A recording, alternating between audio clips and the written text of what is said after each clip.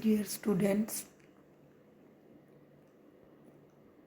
I hope beta you all are fine and doing your learning work as well. Beta, when you do the reading, do the internal question along with that because beta अभी बाद में आपको बड़ी problem हो जाएगी because that will create a burden on you. Okay, so now we will start the next topic. Let us now learn more about these planets. हमने जो अभी 8 planets किए थे अब हम 1 by 1 उनके बारे में रीड करेंगे. First is Mercury and that is called Budh. It is the planet closest to the sun. ये प्लैनेट सन के सबसे क्लोज है. It is a dry hot and almost airless planet. ये सबसे ड्राई है क्योंकि सन के सबसे पास है तो बेटा सबसे ज़्यादा गर्म है. सबसे ज़्यादा ड्राई है, पानी नहीं है, ऑलमोस्ट एयरलेस, कोई हवा नहीं है यहाँ पे. It is also the smallest planet. सबसे छोटा प्लैनेट है. अर्थ की तरह देयर इज़ नो अनलाइक अर्थ, जैसे अर्थ पर एटमॉस्फेयर है इसके पास कोई एटमॉस्फेयर नहीं है. अराउंड द प्लैनेट जो लाइट है, हीट ऑफ द सन है, therefore reach the side of Mercury facing the sun directly. क्योंकि ये सन को डायरेक्टली फेस कर रहा है बेटा तो लाइट और हीट ही सीधी आती है. This side becomes very hot और ये साइड कैसी हो जाती है, बिल्कुल गर्म. द अदर साइड है कंपैरेटिवली वो क्या रहेगी, कोल्ड. क्योंकि बेटा जो फेस टू फेस है सामने से जा रहा है उसके ऊपर हीट ज़्यादा होती है तो दूसरी साइड कैसी हो जाती है, cool. The next planet nearest to the sun is Venus. Next जो प्लैनेट सन के पास है वो है विनस, शुक्र. इसका जो साइज़ है वो नियरली सेम है एज दैट ऑफ अर्थ के जितना. ये रिसीव करता है much large amount of heat and light from the sun as compare to the Earth. ठीक है, इसको भी लार्ज अमाउंट ऑफ हीट और लाइट मिलता है सन से एज कंपेयर टू अर्थ. क्योंकि बुध के बाद बेटा विनस ही आता है, शुक्र. तो बुध के बाद जो लाइट है वो किसके पास पहुंचेगी, विनस के पास. Venus has a very thick atmosphere. Venus का जो एटमॉस्फेयर है वो बहुत ज़्यादा थिक है. This reflects back a large amount of solar energy. तो ये जो क्या करता है, ये रिफ्लेक्ट करता है large amount of solar energy that falls on it. जो सोलर एनर्जी इसके ऊपर पड़ती है ये उसको क्या करता है, रिफ्लेक्ट करता है. तो Venus is therefore the brightest object seen in the sky after the sun and the moon. तो वीनस जो है बेटा वो ब्राइटेस्ट ऑब्जेक्ट, सबसे ज़्यादा चमकदार जो स्काई में दिखाई देता है सन के बाद और मून के बाद. इट्स थिक एटमॉस्फेयर ट्रैप करता है, इसका जो thick atmosphere large number amount of solar energy reaching its surface. इसके सरफेस पर जो लार्ज अमाउंट ऑफ सनलाइट पहुंचती है उसको ट्रैप करता है. Because of this trapping it is the hottest of all the planets, hotter then even mercury. क्योंकि बेटा इसका जो थिक एटमॉस्फेयर है, जो हीट बाहर से अंदर आ जाती है उसको वापस जाने नहीं देता, इसलिए ये बुध से भी ज़्यादा क्या है, हॉट है. The planet that is closest to the sun. Next बेटा, do you know the time taken planet जो कंप्लीट करता है one revolution around the sun is called its time period of revolution और इट्स ईयर. जो time period revolution का बढ़ता है increases as the distance of the planet from the sun increases. जैसे जैसे बेटा सन से दूर होते जाएंगे एरिया बढ़ता जाएगा. एरिया बढ़ता जाएगा तो उसको कवर करने में टाइम भी बढ़ता जाएगा, तो वो क्या हो जाएगा, टाइम पीरियड ज़्यादा हो जाएगा.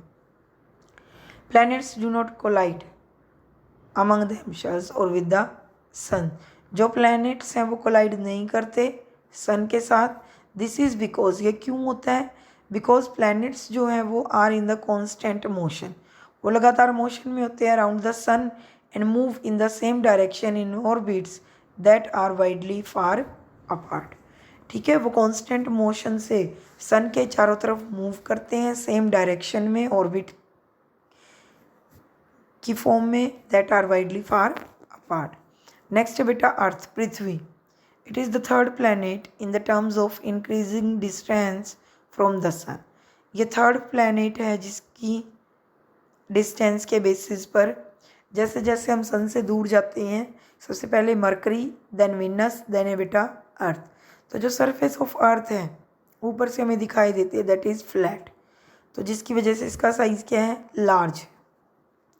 From far of space, space से फार होने पर जो अर्थ अपीयर होती है वो like a beautiful blue and green spherical ball, blue और ग्रीन स्फेरिकल बॉल की तरह नज़र आती है। This is due to the reflection of sunlight from the water and land mass present on its surface. ये किसकी वजह से होता है बेटा, जो रिफ्लेक्शन पड़ता है सनलाइट का पानी में और फिर पानी का लैंड पर, तो that is due to this. Because of this, the earth is sometimes referred as the blue planet. इस रिफ्लेक्शन की वजह से इस प्लैनेट को ब्लू प्लैनेट भी कहते हैं। आई होप बेटा you are getting my points, ठीक है। नेक्स्ट इज बेटा, द अर्थ कंप्लीट करती है one revolution around the sun in nearly 365 days. एक जो पूरा रिवॉल्यूशन सन के चारों तरफ होता है उसको करने में कितना टाइम लगता है, 365 डेज। डिफरेंट जो सीजन बनते हैं that is on the Earth due to revolution, वो भी किसकी वजह से बनते हैं, रिवॉल्यूशन की वजह से। The earth not on, season कैसे बनते हैं, देखो बेटा जो हिस्सा सन के सामने आता जाएगा वहाँ पर क्या होता जाएगा, हीट जाएगी, लाइट जाएगी, ठीक है। और जो हिस्सा ड्यूरिंग रिवॉल्यूशन दूर हो जाएगा वहाँ पर सनलाइट कम जाएगी, तो वहाँ पर विंटर सीजन आ जाएगा। इट मीन्स बेटा सन की पोजीशन पर ही डिपेंड करता है चारों तरफ ये जब रिवॉल्व करते हैं, फॉर्मेशन ऑफ सीजन।